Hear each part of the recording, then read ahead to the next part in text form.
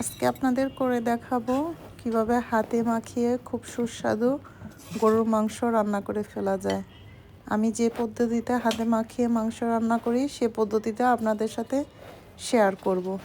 এখানে আমি প্রায় 2 কেজির মতো মাংস নিয়েছি।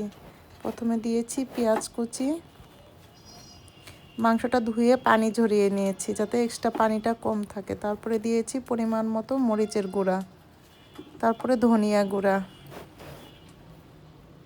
তারপরে হলুদের গুঁড়া। আর সব সময় মাংস বা মাছ উপকরণটা আসলে বলে বোঝানো যায় না, মশলার গুঁড়াগুলো আপনারা পরিমাণ বুঝে দিবেন। তারপরে দিয়েছি লবণ স্বাদ মতো, তারপরে দিয়েছি রসুন বাটা, আদা বাটা,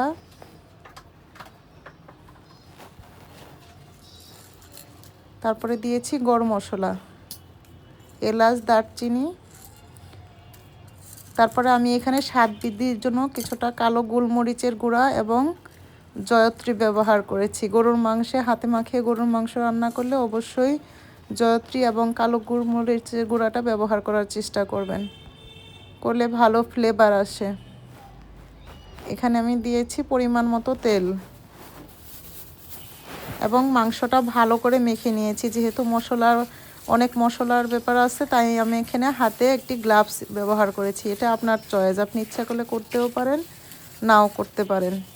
আর গরুর মাংস রান্না আসলে এক একজন এক এক রকম করে থাকে, কিন্তু একটু মশলার ভিন্নতার কারণে স্বাদ এবং গন্ধ দুটি অন্যরকম হয়। তাই এক একভাবে গরুর মাংসটা রান্না করা যায়।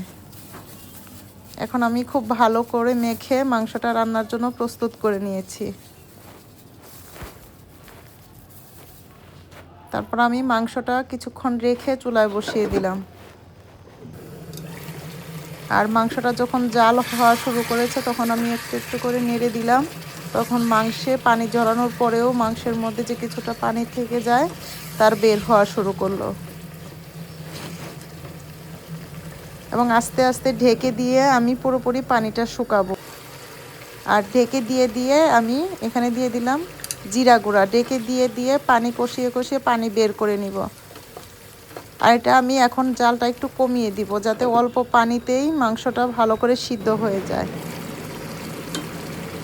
এই যে আমার পানিটা পুরোপুরি পানি বের হয়ে গেছে এবং মাংসটাও কিন্তু সিদ্ধ হতে শুরু করেছে এবং আস্তে আস্তে মাংসের রঙটাও চেঞ্জ হয়ে যাচ্ছে। খুব ভালো করে কষিয়ে আমি পানি বের করে নিব। আর আমি এটাতে কোনো এক্সট্রা পানি ব্যবহার করিনি, খুব অল্প আঁচে মাংসটা ভালো করে কষিয়ে কষিয়ে রান্না করেছি। যেহেতু হাতে মাখানো মাংস, মশলাটা আগে থেকে কষানো না, তাহলে খুব ভালো করে নেড়ে টেড়ে মাংসটা কষিয়ে মাংসর পানিতেই মাংস রান্না করেছি। যে মাংস থেকে তেল বের হয়ে গেছে আমার মাখানো